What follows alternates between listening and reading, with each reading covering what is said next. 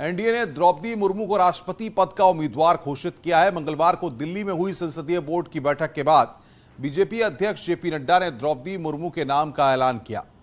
ओडिशा की रहने वाली द्रौपदी मुर्मू इससे पहले झारखंड की पहली महिला आदिवासी राज्यपाल भी रह चुकी हैं। जेपी नड्डा ने बताया कि इस बार पार्टी नेताओं के बीच राष्ट्रपति पद के उम्मीदवार के लिए 20 नामों पर चर्चा हुई और लंबी चर्चा के बाद पूर्वी भारत से किसी आदिवासी महिला को उम्मीदवार बनाए जाने पर सहमति बनी है। द्रौपदी मुर्मू अगर चुनाव जीतती हैं तो वो देश की पहली आदिवासी राष्ट्रपति होंगी और दूसरी महिला राष्ट्रपति होंगी। इससे पहले प्रतिभा पाटिल महिला राष्ट्रपति रह चुकी हैं। टीवी देखिकरी न्यूज देखिकरी आसीथिबे मु भी वर्तमान टेलीविजन रो न्यूज देखिली आउ मु वर्तमान किसी कहवा को चाहे ना परवर्ती समय में आपण को जहाँ भी बाइट देवी वर्तमान नुह है कहीं आपण को धन्यवाद आपण एते कष्ट करी आछंती।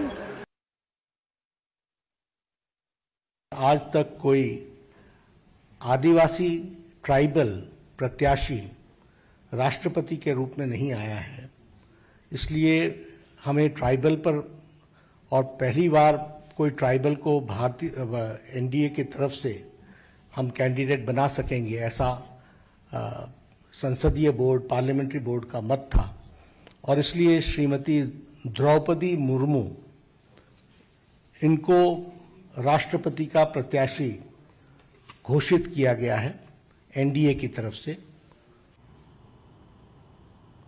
प्रधानमंत्री नरेंद्र मोदी ने ट्वीट कर कहा कि द्रौपदी मुर्मू जी ने अपना पूरा जीवन गरीब, दलित और वंचितों की सेवा में बिताया है। प्रशासनिक सेवा का उनका लंबा अनुभव है। मुझे विश्वास है कि वो देश की महान राष्ट्रपति साबित होंगी।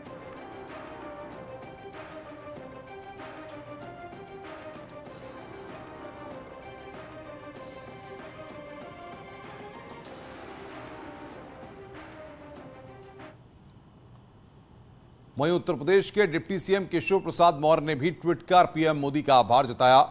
हम सबके आदर्श आदरणीय प्रधानमंत्री श्री नरेंद्र मोदी जी के सामाजिक न्याय के फैसलों को कई युगों तक याद किया जाएगा। आजादी के बाद देश की पहली आदिवासी समाज से राष्ट्रपति मिलने जा रहा है।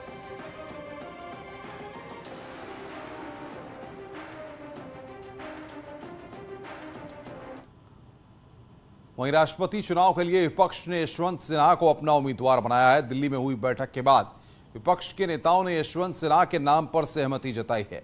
यशवंत सिन्हा ने आज सुबह ही टीएमसी से इस्तीफा दिया था। इसके बाद ही संकेत मिलने लगे थे कि वो राष्ट्रपति पद के लिए विपक्ष के कैंडिडेट हो सकते हैं। यशवंत सिन्हा पूर्व विदेश मंत्री और पूर्व वित्त मंत्री रह चुके हैं। 27 जून को यशवंत सिन्हा राष्ट्रपति चुनाव के लिए अपना नामांकन करेंगे।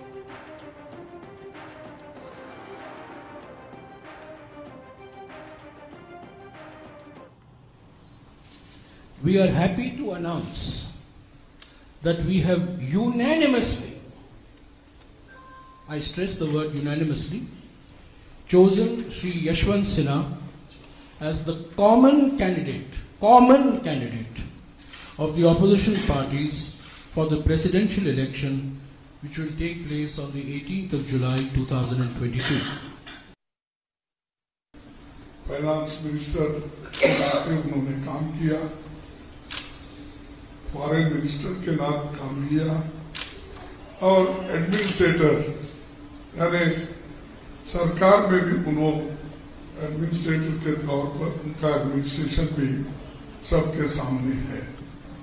तो इसीलिए हम सभी ने इस बात को मान लिया, इससे बेहतर कैंडिडेट और कोई हो नहीं सकता और हम सभी मिलके एक मत से उनको हमने चुना है।